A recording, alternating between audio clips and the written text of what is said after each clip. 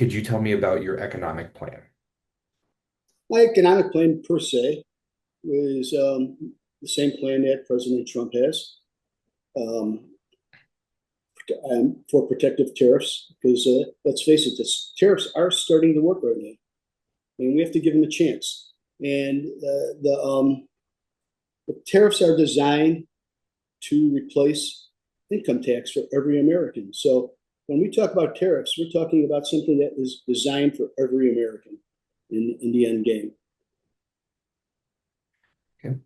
Do you I'm believe? also for lower Oh, taxation. I'm sorry, Robert. And I'm also for lower taxation and reduced regulations.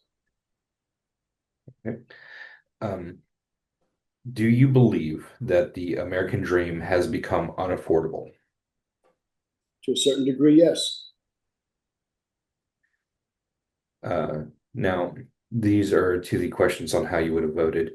Um, would you have voted yes or no on the Epstein Files Transparency Act that went last year? I'm not completely knowledgeable of everything about the Epstein Act. Um, I do not think it's necessary to bring this up to the federal level, though. Okay. Uh, would you have voted yes or no on the Stop Illegal Entry Act of 2025? Stop the Illegal Entry Act. Yes. When you say stop, to continue the Illegal Entry Act or stop the.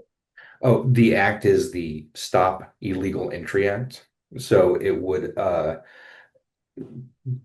it's the border control act that would stop the crossing over of migrants from the southern border. I would support the act per se that would keep illegal immigrants from just freely coming over the border. Okay. Now, a couple of these questions, one, two, three, four, five more questions, but they're big and I'll allow you plenty of time to answer them. Um, According to census data, Illinois has lost almost 300,000 people between the last two censuses, while the US as a whole has gained a 7% growth in population. What needs to be done to make Illinois a state that sees population growth over the next decade? Well, what we need to do is understand that this decline has happened under the Democrat control, both at the gubernatorial level, the state and state government levels. I think Illinois, per se, has the ability to become an industrial state again, and that must be restored. Now, this past year, Senator Durbin was one of the few Democratic senators that voted with Republicans to reopen the government during the shutdown. This was a controversial thing. Now, if you were theoretically in Durbin's seat this past year, how would you have voted on that? Would you have voted to reopen the government, or would you have withheld? I certainly would have voted with the Republican majority in support of opening the government. Okay.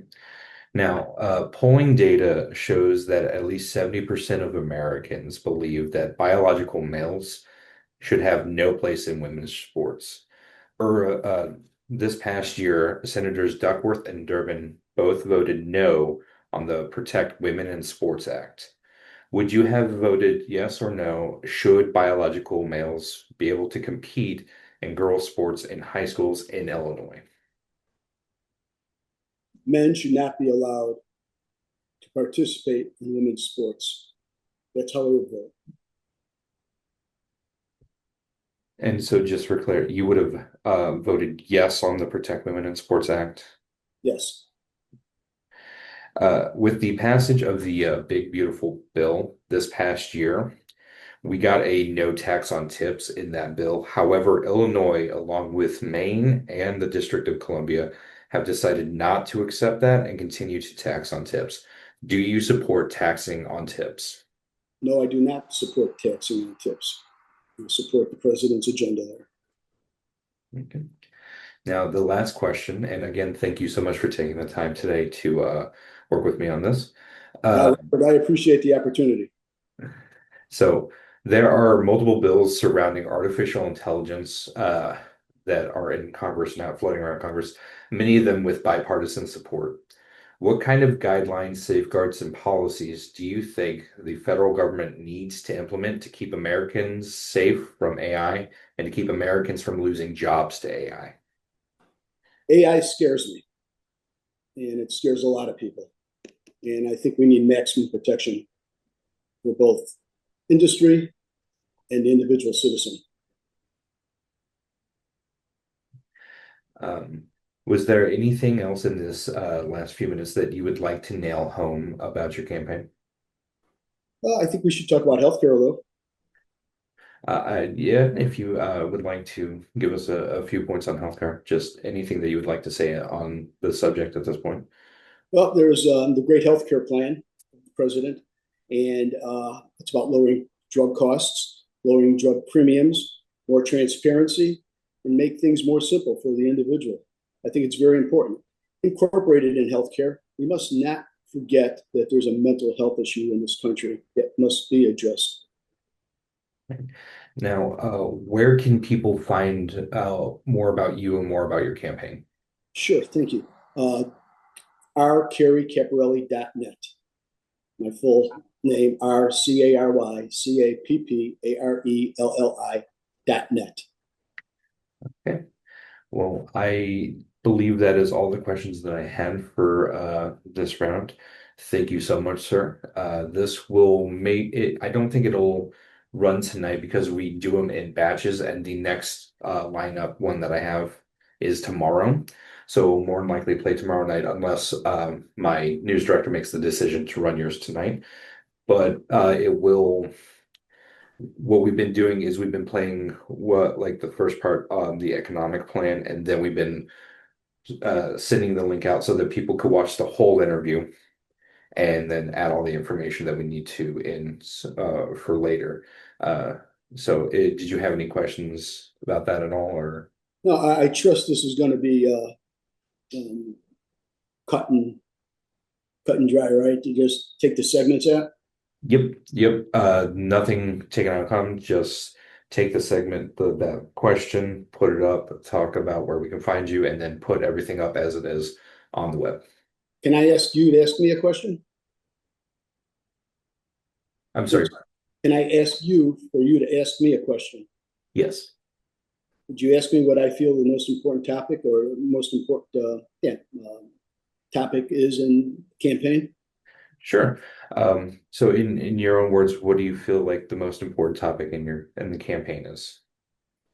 I've noticed that the other candidates always failed to talk about this issue. And the biggest issue we have is foreign policy, because everything revolves around foreign policy, our economy, our military, our cultures. Foreign policy should not be ignored. It should be a top of the line topic, especially with the global theater today between the Soviet, between Russia and China. You know, we have to keep things in order there. I had a friend. This is off top, off the. I had a friend. His name is Keith Duesenberg, and Keith is the grandson of the founder of the Duesenberg automobiles.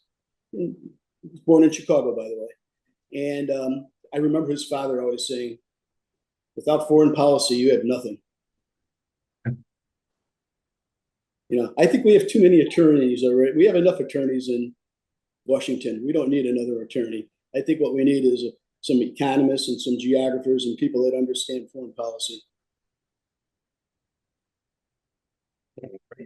Um, Thank you again so much, sir. I'm going to get this saved and then we'll get it going for you. Just really appreciate you taking the time. Now, Robert, what can I do now for me to see it? I go. Will it be on your website, for example? Since Yeah, I don't have access to when Springfield we TV. run it the next day, it should be on the website, if not the same day, depending on because we have a digital team that uploads all of our content that we run online, but we have to like run it first. So if I will ask them to notify me when yours goes up, and I will get the link from them, and I will send it directly to your personal email. I appreciate that. Thank you, sir. Where'd No. you go to journalism school at, Robert? I went to UIS. I studied communication, so right in Springfield. So UIS would be what, Sangamon University? Yeah, yeah, formerly Sangamon University. What is it now? Just University of Illinois, Springfield, Gotcha. because it was bought by the U of I system back in, I, yeah, it was just, I can't even remember but yeah, it was Sangamon for a while, and then it transitioned over to UAS. You got a minute? I do. So you may recall last week I asked you if I could have the questions ahead of time. Hmm. Remember that? Yes. So I tell you a little story. Do you remember a reporter on ABC Wide World of Sports on an ESPN named Chris Economaki? He was always the guy in the pits during the Indy 500. I don't think I do, but I wasn't always watching a lot of racing. He's quite well known in Indiana, and we did an event between the United States and the Soviet Union, go karting. Mhm. Go karting back then was quite big, and in the Soviet Union, it was run by the army. So all their drivers were actually in their military, and they were all called doctors of sport. And so we went there and we did this event, and ESPN came and covered it. And Chris Economy came up to me and said, "Hey, can I interview you?" I said, "Yeah, sure." I said, he goes, "Okay." He goes, "Get in line here, and we'll get in." And I said, "Can I have the questions ahead of time?" And he said, "No." He said, "If you're going to," he goes, "it's just like if you crashed the race car."